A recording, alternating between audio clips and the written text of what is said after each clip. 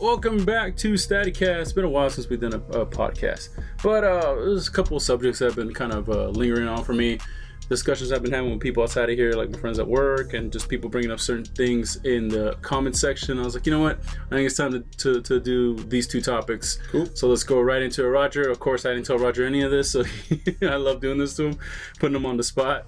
He's getting better at it. So here we go. Is the future of rock and roll with women?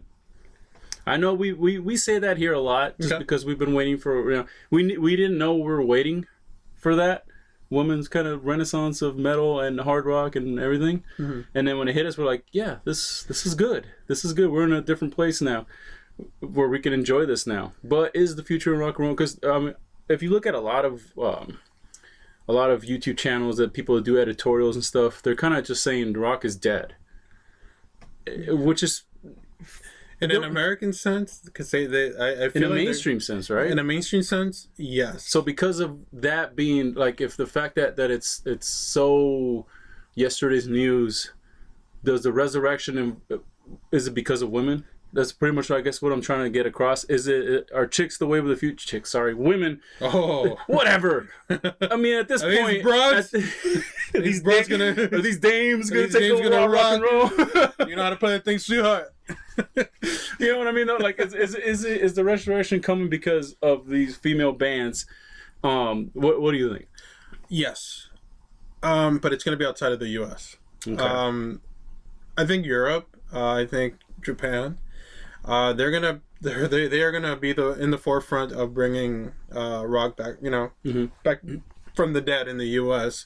We're seeing that a lot with Band-Maid. We're seeing that a lot with all these other female-fronted bands, Baby like Metal, Baby Metal, Infected Rain, Ginger. They're proving that, because it's always been from the U.S. Outsourcing rock to the rest of the world and then being popular.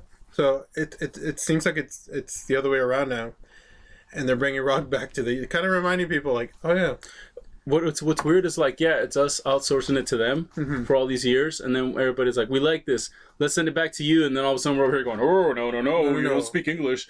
Like that's the kind of, like, I think that's what's keeping it from advancing, because I think here in America, or Western, whatever you want to call it, when we still see that, we'll still see it as chick band, woman led band, and that put to where from everywhere else it's that's part of it. It's like, yeah, it's a female band, but it's a band. Yeah. It's, you know what I mean? Like, we see in America. I'm sorry, Dominica. No, go ahead. But in America, we do see the women fronted bands. We tend to focus just on the female aspect of it, and not really the whole musical package that comes with it. So that's a detriment. It's the way we're programmed here.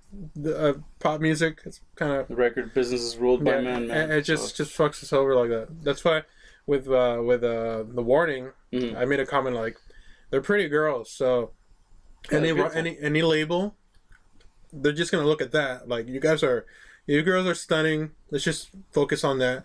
The music will come secondary. It'll be like, we'll write the music for you guys. We'll write it for you, and then just it'll be catchy. Don't worry. So, a lot of bands have to. What's great about the internet is the funding that we're able to give these bands in order to tour, to release records. That way they can escape the grasp of the record industries, telling them what to do, what to wear, this and that. So that's one of the reasons it's not really catching on in the U.S. now. But I feel like it's only a matter of time before it's, maybe not this year, maybe not next year, but it's a slow burn, but it'll be worth it. It's weird for me to kind of see that, because the sex appeal of a beautiful woman playing rock and roll, for a record company to not be smart enough to take advantage of the fact that you got the entire package with a lot of these female bands. You can sell that. That's cool. Sell it. I mean, but at the end of the day, the talent is what's going to keep somebody around. If you want to just make a quick buck off a band, which it sounds like that they're just lazy, and that's what they want to do, but you could totally, like, okay, these girls are in their 20s, they're beautiful. Oh, and guess what? The music's fucking amazing. So you get artistry, you get look, and the fashion sense. That's fine for me, because girls are amazing at fashion. Mm-hmm. You know what I mean? Like when a guy does something, you just like, oh, look at this freaking jerk. You know, look at this jerk off with his fucking purple hair. Like, but when a girl does it, it's like, yes, that's and so she can scream and sing. Like the fact that a label doesn't take advantage of that, like the fact that you have these female-led bands or an all-female band, like let's say a band-maid. Yeah, you have 5 beautiful women.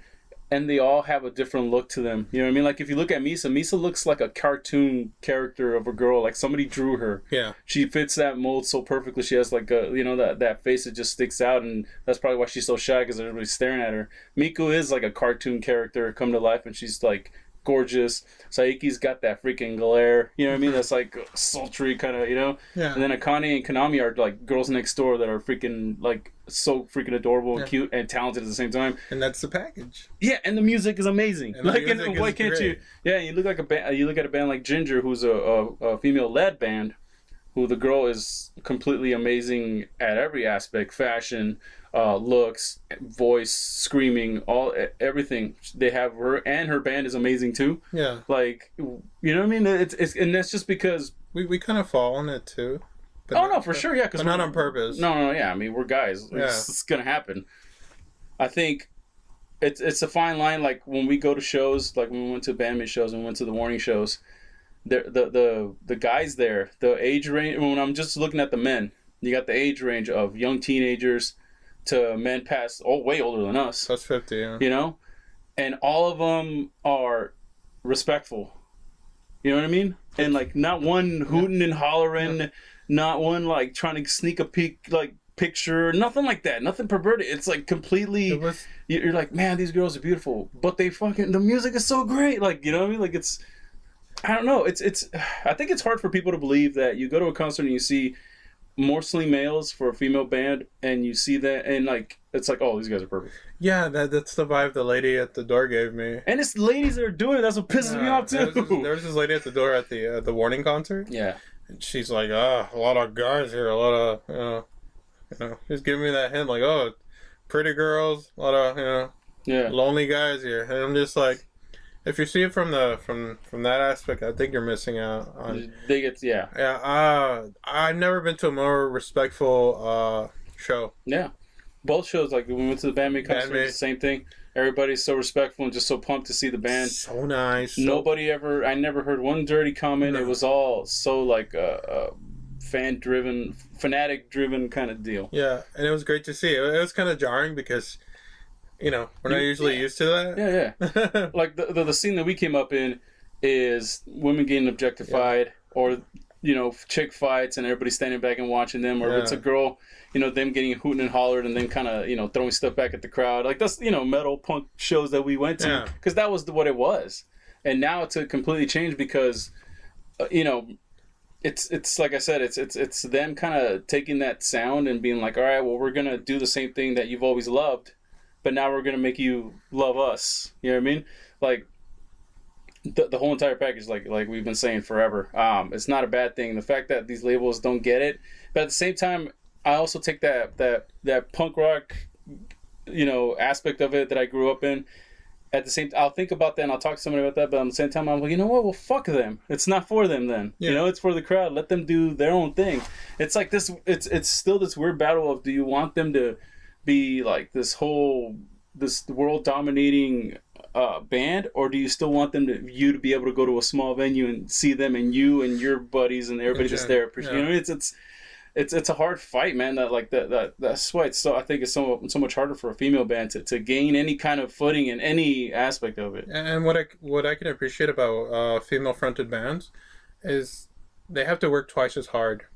Yes. To rise above the look aspect. Mm-hmm. Because as soon as you hit a nice fucking groove, that caveman mentality just goes out the door and like. Yeah. Like, this fucking crunches you, like, like Infected Rain. Yeah. Lena's fucking, dude. She's gorgeous. She's like, wow. She's gorgeous. But when we saw that video for, I forget the name of the song, and in the middle of the song, it goes into this beautiful, her voice just starts taking Earth Mantra. Yeah. My God. Amazing song. I was just mesmerized song. by that. And video. Mm-hmm. Yeah. And you ever listen to that just in the car? Yeah. And what she's saying? It's like, oh man, it makes you feel like a piece of garbage. It really does. And the fact that they have to work twice as hard just to kind of, it's sad, but at the same time, I can appreciate that. I think you know what I think is going to put this over the edge. We need girls to get behind these girl bands. I think like that's pop culture type of it just fandom. Okay. Like I do hear from some female fans that like the bands that we cover here, Band-Maid, Ginger, all these other ones, but it's very few. Because it's mostly guys. Yeah. And yes. Because guys will show up to concerts. Yeah. We'll go to concerts. We see female fans. Yeah, it's cool. But it's kind of it's sparse. It's very. Yeah, because I don't know, man. I don't know what it is. Maybe it's just the harder edge music isn't for them, but I think like that's what's going to drive it over the edge is if more girls get into this rock scene, because it's like pop music and hip hop music have overtaken everything, and it's so easy and disposable. Yeah, you know what I mean? Like it's so one. I feel like with rock music, you have to invest time and a bit of yourself into it, and some people just don't have the time, so it's just disposable music. Boop, in, out. It's right there. Hey, turn on the radio. There it is. Yeah, there it is. You enjoy it for those 3 minutes, and next. It's like with rock music, it's like, oh, this song's great. Oh, well, when I get home, let me write this down. I gotta look up this band. Look up however many times. Exactly. I gotta look up the albums. I gotta look up the lyrics. Yeah. And you're right. Not a lot of people have that type of time or wanting to invest into a band. We grew up in a time where CD cases were the lyrics. I would sit there. Read the lyrics and dig into that. And if you like a song, you have to go and learn everything about that band, or else everybody's gonna like call you out. Like if something, like for instance, you're wearing a Misfits shirt, that's our favorite band of all time, and if you see like a person wearing that, and you could be a dick and not be like, oh, what's your favorite song? Oh, what era do you like? Oh, what? Yeah. Like that's one of those things, like almost like if you went to like a Hot Topic or just like a local shop with the music stuff on it, and you like, oh, this shirt looks cool. I'll buy it. Oh, I don't really listen to Napalm Death, so I don't want anybody to question me. What if I wear a Napalm Dish and they're like, what's your first song? Which album? I'm like, I don't know. Yeah, we grew up getting quizzed. On everything, so you needed to know your shit. Like it's I don't know, man. It's just there. Like I think we just kind of hit on something where it's like it's a lot of work to get into this to you know what I mean? And but there's people that are dedicated. Look at baby metal fans. I mean, Jesus Christ, Band-Maid. Yeah, Band-Maid fans too. The Warning, people from around the world are coming the world. That's the best. To Hollywood to see these ladies. So the music is. I mean, the fandom is there. Yeah, it's maybe just the fandom is labels look at it and go, ooh, that's a lot of dudes. Let's make a little money here. Yeah. Oh yeah. I think it's easier for American bands to probably get it too, because that's another thing we've touched on many times before. It's the foreign aspect. They're not singing in English, or they're not singing in English enough, or the accent's too thick, you can't understand it, yada yada yada. You know what I mean? And plus, on top of that, it's a female band. On top of that, Japanese, whatever, whatever is holding them back. And it's like, oh, this music is not pop enough. It's too metal. This music is too it's tough. It's not for me. Like. And in my mind, I'm like, well, what are you looking for? You're not looking for anything. It's like I was saying, like you look at the one aspect that's bad, and you look at the next thing that's kind of gives you hope, because a lot of what I see, though, kind of takes me back to that time where we grew up, where it's play another show, play another show, play another show, play another show, and the grassroots bands are always going to be, fans are going to be what helps you to the next show. You know what I mean? So in that aspect, I like it. I like that part of it, because it takes me back to that, like where you find a band that you like, and every time they show up and play somewhere locally, you're going to show up. You're going to be there. Yeah. So and there's that aspect of it where it's still intimate. It's still like, we love this band no matter what. Yeah. I kind of miss that. Having to go out and find a record store that would sell the album that you wanted. Yeah. Because the FYE didn't have it. Or whatever the fuck we had. It was Warehouse. Yeah, we had to go to Black Hole Records. Yeah, or Bionic Records. You paid twice as much as but it was worth it. And to get imports and stuff. Yeah, import. Oh god, such a good time. I miss it. That part of it is the best. Yeah. Which is why doing this is so much fun. Yeah, because that discovery aspect, it still takes you back to being 16 and going, oh, I can be obsessed with this. Yeah. I get to go back and listen to all the records. Fuck yeah. You get to be a kid again when you listen to the music, man. I think like when I talk to a lot of the older guys, they bring that up. Yeah. It's like, you know, it's good. And then a lot of guys tell me, it's like, oh, well, you guys do, it's like tape trading, dude. And he's like, you guys remember that? I was like, I was kind of a little bit, that was a little bit before me, but I do remember people just, the first time I ever heard the Misfits or Danzig was because there was this skinhead guy who used to walk by my house all the time, and I used to stare at him all the time when I was a kid. And then one time I was listening to Danzig, and he's like, hey, what's up? He's like, here, listen to this. Yeah. And he threw a tape at me, and it said Misfits, and I listened to it. I'm like, all right, this is not bad. And then I saw him the next time. He's like, what you think? I'm like, what is that? He goes, that's that guy that you're listening to? That's his first band. And once I heard that, I'm like, what? He had another band? And then that sent me on my way. Yeah, that sent me on my way. It's like, I miss that, man. Yeah. Like, just this is a random dude that I used to just see all the time. And then he heard me listening to something that he could relate to. He's like, hey, here, check this out. He didn't even know me from a freaking hole in the wall. You know what I mean? That's the beauty of music. Just ties everything together. Love it. Fuck, and then now, like, you can talk. We talk to people around the world all the time about some of these bands, and people are like, "Oh, you know, have you guys seen this band? Have you guys checked out that band?" I was like, "Fuck, no, I haven't. Give me a second. Please, I need more info here." Yeah, exactly. So good times, man. Yeah, good times indeed. Remember the MP4s?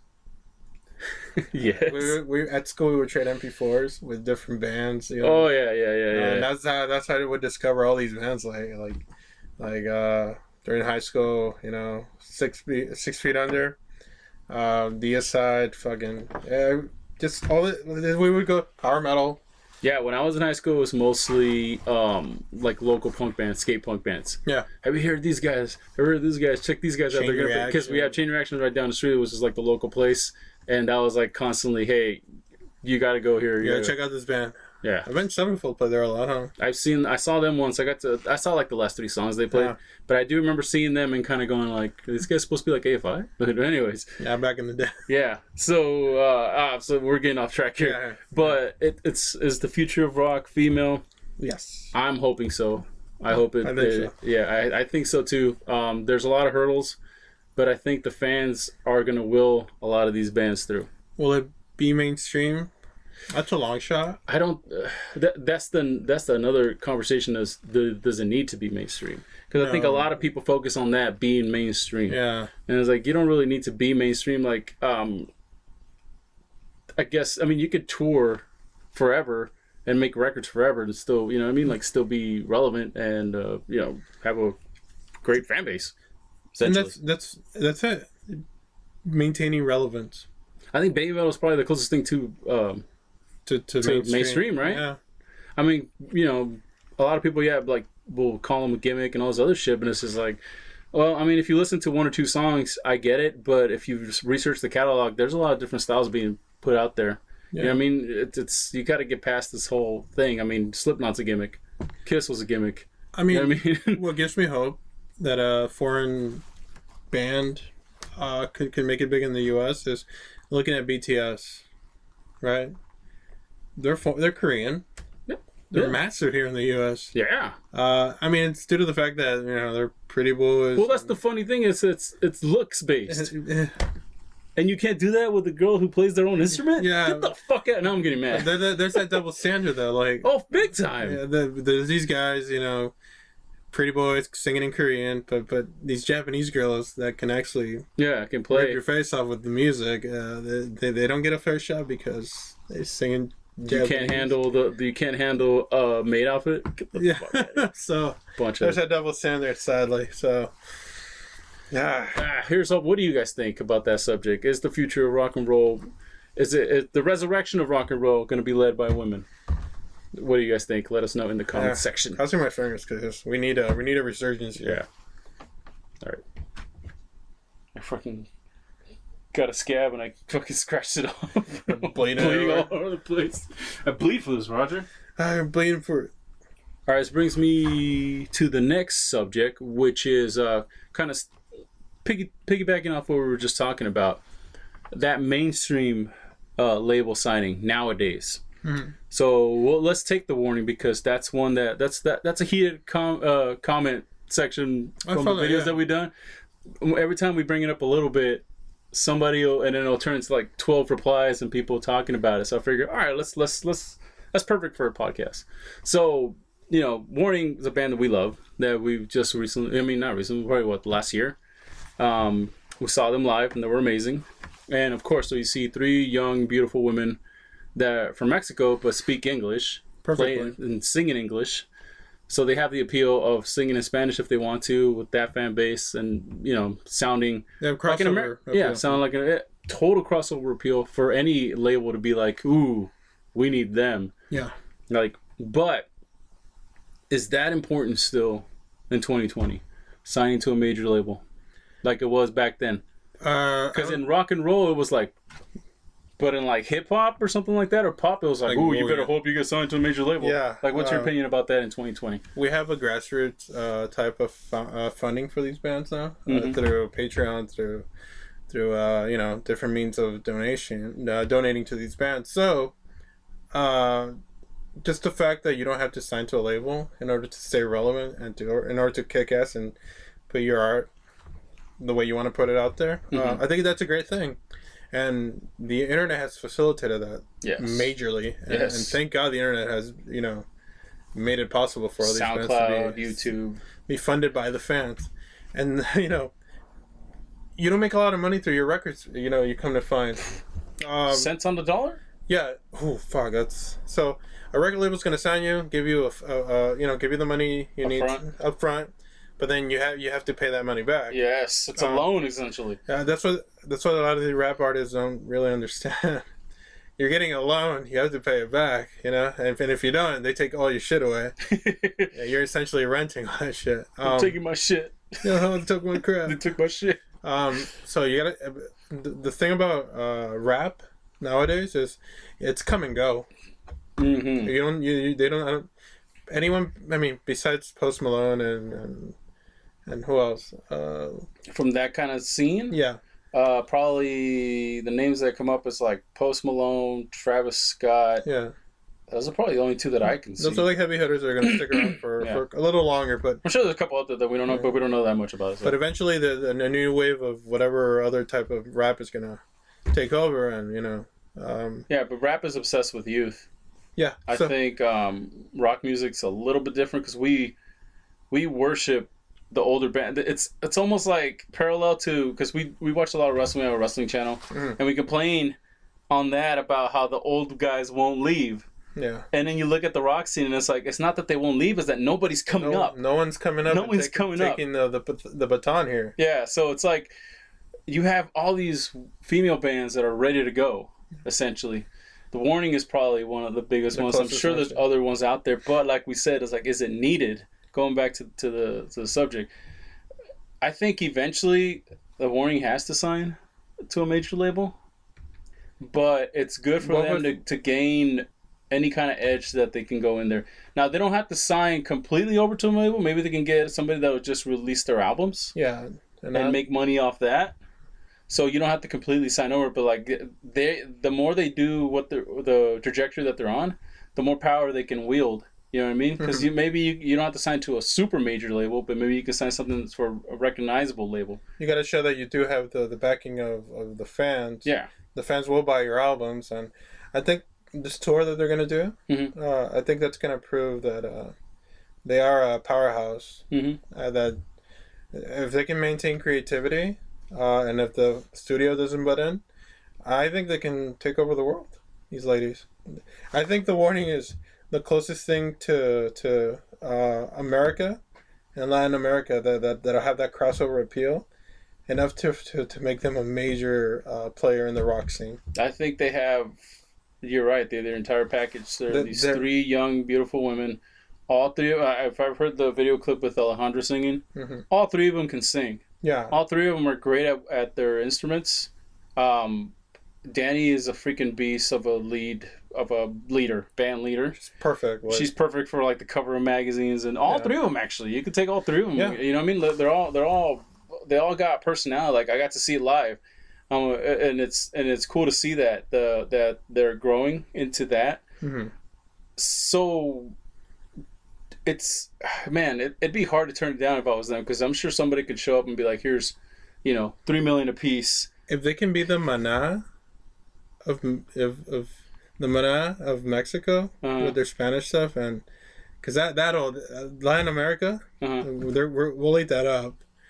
and just kick-ass band like Mana, like, you know. They combine. The thing that I like about them is they combine a lot of sounds that you already hear on the radio. Mm-hmm. So I'm like, why isn't it like a song to me, like two songs? My two favorite songs from them are Stalker and Unmendable. And I'm like, these are two songs that if you threw it on the radio, I bet you right now on K-Rock, that people would be like, who was that? That was a great song. Hit number one. Yeah, like it's got everything. It's modern with classic, you know, mixed into it. But it's, you know, like radio airplay is such. I mean, I went to school for radio. Yeah. And even my teachers tell me, he's like, in a few years, this is going to be nothing. Irrelevant. He's like, look at the internet. That's where you want to be, because this is going to be nothing. This is going to be machines. The labels are going to be running the radio stations. So whatever band you like, it's probably not going to get played ever here. It's going to be just the ones that are affiliated with the big label, that are affiliated with big radio stations. And it's like, God damn, he was right. Yeah, he was absolutely right. I think they're the full package, and so I think it's I think it's something that eventually is going to happen. Yeah, but like you said, as far as like, do you need it to be successful? I think if you want to be rich, yes, major label is probably the way you want to go. I think if you want to make a career out of the thing that you love, your art, you don't necessarily need it. Like an independent record company, well, you'll be fine. Yeah, because like bands, I mean, that's a scene that the DIY mentality has been around forever, and there's a lot of bands that are still around now because they took that mentality. Maybe they're not the biggest bands in the world, but maybe they have their own label, maybe they have other hustles on the side because of what the music did. So you look like at a label like Epitaph, and I was watching the dude from Punk Rock MBA. He does a lot of like editorials and stuff, and he was talking about that. And it was funny because he was talking about a certain era of Epitaph where he's like, yeah, this was, I think, a low point. And in my head, I'm like, low point? That was like for us here? Like fucking Renaissance. That was like the biggest point of all. That was a fucking like he kept showing Guttermouth on the video. I'm like, what's wrong with Guttermouth, you asshole? Like, that was a dope album. Cover with the Heads was a fucking great album. It's like, and that's a prime example of like, it was a big label amongst the indies. Yeah. So a lot of these bands were able to tour and gain a legacy from this. They can still do it now. Like a band like NoFX, the Fat Records, and that whole scene around that era, like the independent labels were coming up. I think like if one of these bands now that are out now that can take that kind of mentality, start their own label or something like that, like keep playing shows.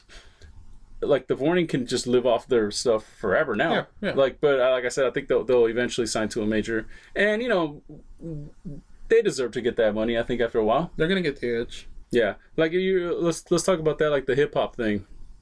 A lot of these, like when you get into the mumble stuff, it's an easy to pick on them or whatever. But a lot of these guys came up through SoundCloud, and there's a parallel there about the whole punk rock thing, even the look and all that.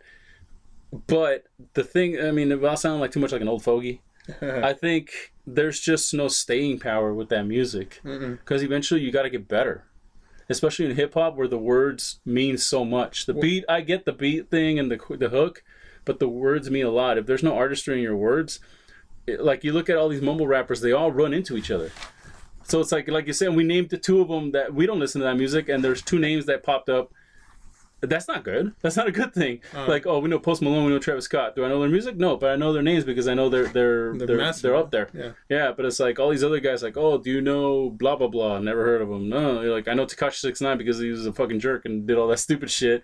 But his music is like whatever. It's throwaway. Everything is too throwaway. I think. If you're gonna like love that music, make sure you own it. Like, you know what I mean? Like, this is why I love that music. It's because it's stupid. That's why I love that music. It's like, okay, well, at least you're giving me a reason. Yeah. Because what's the next logical evolution on mumble rap? Like, how do they make their money? Yeah. Right? Is it just off SoundCloud and YouTube? Do they tour? Are they on are they doing shows? You know what I mean? We gotta dig into that because it's an interesting question. Because going back to that Punk Rock NBA guy, like he's in love with emo rap. Like if you watch his videos, he always finds a way to bring up emo rap because he's like, this is the closest thing to punk rock and everything that's out right now. And I was just like, that's a tough one, buddy. I was with you up until That's a tough sell right there. Yeah, but it's like I understand where he's coming from. However, to compare it, there's talent when it comes to songwriting, And there was a lot of joke bands. You know what I mean? Like, and you know, the Vandals, No Effects, joke bands from the 80s, but they're touring now in 2020. Like Bowling for Soup still doing it. Yeah, like they're touring now in 2020. Is fucking fuck? Let me find a name. Whose name is who's the name of that kid that ate all the Cheetos and almost died? Fucking. He's from like San Bernardino, I think. Fuck, what the fuck's that kid's name? It's like Little Xan. Yeah. Little Xan. Yeah, are we gonna be talking about him in 5 years? No, you know what I mean? Like, like I said, do they tour or do they just get a bunch of money up front from like something? Yeah, that's it. You know what it is? A lot of these, because like I see the word or the phrase industry plant get thrown out there a lot. Mm-hmm. And a lot of these is like it's like labels make a character and throw them out there. Yeah, make your money and then dispose of them. Pretty much after they're done, after their little 1 year, 2 year thing, you get rid of them. I think, like we were saying, it's such a weird time right now, because if you're like a rock musician or even like a real true hip hop artist, you can probably make your name out there, and then, but like I said, when you're not on a major label, tour, shows. Nothing makes sense right now. So like a band like The Warning or any of these other smaller bands like from around the world, like I follow a few bands on Instagram, and a lot of them are constantly plugging shows. Like Walking After You from Korea, that's one of the smaller ones but they're constantly playing. Yeah. The Let's Go's, I love the Let's Go's, I love Tomboys. They're constantly playing, and that's like it's cool to see that, because that's like, oh, that's what was going on here many years ago. It's like, hey, we're playing this place, we're playing that place the next day, we're playing this, like. That's how that's the grassroots way of doing it. I'm not sure if these like emo rapper guys and all these guys are doing tours and stuff constantly. So for them, I think, for that music scene, I think you have to gain that noise to get signed to a major label to make the money. So for them, I think signing to a major label is huge. It's the end game. What I'm interested in finding out is what the underground of rap looks like right now. Underground rap is... You remember how hard that fucking shit is? Like underground rap is old. The guys that are doing it now are the same guys that were doing it years ago. Yeah. Like, and these, at least that's from what I think. Like if you look at like the most famous ones, probably the underground rappers is probably Run the Jewels. Mm-hmm. But LP's been doing it forever. Mortal Technique's been around forever. Tech Nine's been around for fucking ever. Like these guys have been around forever, and they're still doing it. I mean, there's like new names from the underground scene. I haven't really heard anything. That's almost like, it's almost kind of like the rock scene in a way, where like the metal bands is like, oh, Testament's playing again.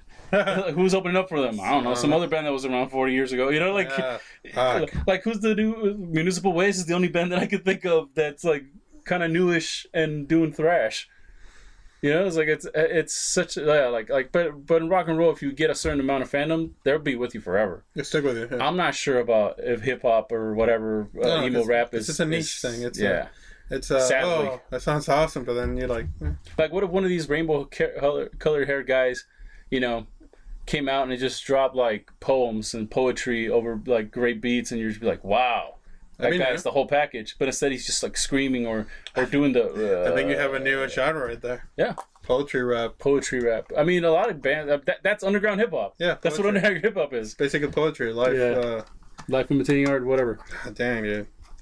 Yeah, like I think for rock, the thing is still the same, where like you can make a career off of your great music. Like we keep going back to The Warning, we keep going back to band-maid, and these kind of bands that are kind of trying to establish themselves past the whole looks thing, going on tour, and gaining that fandom. Where eventually, the cream always rises to the top, like we say. Sure. And you get to that level where people are going to follow you forever. Yeah. And then you look at the hip hop side, and people are saying like, oh, they're underground, they're grassroots, the SoundCloud and the YouTube and all this stuff, and it's like, all right, well. You think you're going to be listening to this guy in 5 years? What happens when this dude turns 29 and he still has rainbow colored hair or whatever, you know what I mean, and face tattoos, and nobody's listening to the music anymore because it's old and they moved on from that sound? What's going to happen to that guy? He was living for the moment. He wasn't living for, you know what I mean? He was trying to get a major label to sign him to give him money, but now he's stuck. What's going to happen? When you're young and you get all that attention, you feel invincible. Yeah. That eventually wears off, and you have to face the realities of life. You're going to get older. you're gonna become irrelevant. Yeah, that's just like the rest of us. And and maintaining that's like a drug, dude. Yeah. That's why a lot of these guys just go Patrice crazy. O'Neill one time said, the great Patrice O'Neill made a great analogy of it's the belly of the beast, the entertainment industry, right? So everybody's waiting in line to get into that belly of the beast because it's so great once you're in there. Yeah. But what happens is the beast, you get in there, he sucks up all your everything that the nutrients and all that. You get shitted out. Yeah. And then once you get shit out, there's an endless amount of people who are lining up to get back into the belly of the beast. So it's just like wow. It's just like it's a great analogy. But yeah, man, like music, that hip hop music, pop music is obsessed with youth. They're in the belly right now. They're obsessed with youth, and it doesn't last for anybody. You know what I mean? You gotta get better at your artistry, I guess. And there's always someone better that's gonna come and take over your. These trends are powerful, dude. Yeah, man. For like those 4 years, it's just chew you up and spit you out, and then like maybe in 2 more years or 1 more year, because mumble rap is almost like it's like on its last legs. I think it was the last year. Like it's interesting to see where hip hop is going to go from here. Yeah, I'm it's excited very interesting. to see. Yeah, so right now the major thing. I don't know if you heard of Joji. Sounds familiar. He was Filthy Frank on YouTube. It's more of he just released the video, right? Yeah, his music is doing really good right now, and it's not mumble rap. It's more of it's emo.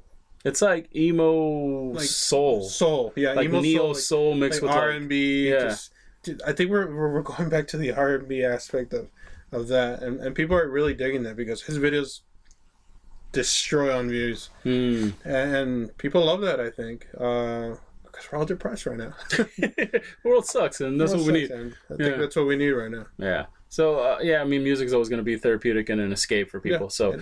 But yeah, like I said, it's from the ashes comes something better, right? You take what was popular and you kind of just mix it up a little bit, see what comes out. I mean, you have rappers that came out in the last 5 years that are doing stuff that's worth a while. Yeah. I'm gonna have to probably listen to Travis Scott because people keep throwing him out there. I've never heard any of his music. Little Nas, right? I don't know. Is that the dude with the cowboy song? Oh, okay.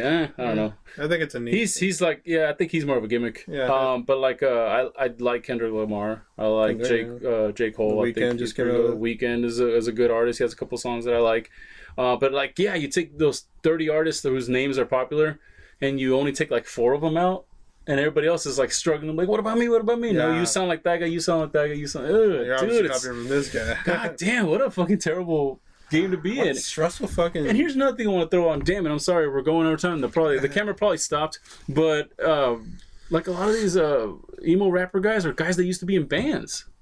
Yeah. Like I know there's a dude named Shakewell who used to be in a hardcore band, and he's not bad. He's got a decent flow. And there's a lot of these other guys that's like, because you see them and they're punk kids. They're wearing band shirts and they got mohawks and they got tattoos, but they're rapping now.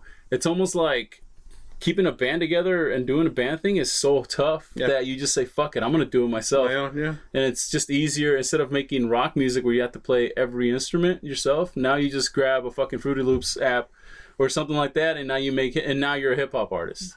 Keeping events really hard. It seems. Yeah, man. It's and a lot of these kids are dying too. That's something else people don't talk about. Your butting heads constantly create. Yeah. The creative aspect of a band is, I hear it's quite nice. Like I mean, I was in a few bands and we just did like little to nothing. Yeah. But there was, I mean, you were there for a couple of times. Yeah. There was arguments and stuff. Oh, you guys. Yeah, it's different personalities, and you have to get that going. And then if you get successful, maintaining that relationship. Just maintaining a relationship is probably the biggest aspect of being in a band. Yeah. And maybe a lot of these guys, these kids, it's a different time with different aspects to focus on. Like maybe you don't have to hold it down anymore, your emotions. You can and express it. Well, the more you express, the more you're going to piss off people. Mm-hmm. And that's probably why a lot of these bands can't stay together anymore. Yeah. And they go on and they form their own little hip-hop thingy. It's a weird time. Yeah, it's a weird time. Oh man, I hope we made sense. Try to make sense of all of this, man, because it's 2 topics and we just kind of went off the rails on both. So let us know what you guys think. This last subject was the main topic was: do you need a major label in 2020? And I don't think so. If you're, I'm thinking if you want to be rich, yes. If you want to live off your art, you still don't have to sign a major label. You can still find ways to get it out there. Now there's more avenues. You have diehard fans. Yeah. You know, they'll do anything for you. Exactly. All right, guys. So thank you for listening to the StaticCast. Let us know your opinions on whatever the crazy shit we were just talking about, and put it in the comment section. Also, you know, links to articles or anything like that is welcomed. Questions for future podcasts, go ahead and put in the comment section because we definitely want to keep doing this again. This is fun. So thank you for watching. Subscribe and like Instagrams, Twitters, Teespring Shop, and we'll catch you guys on the next one. Peace.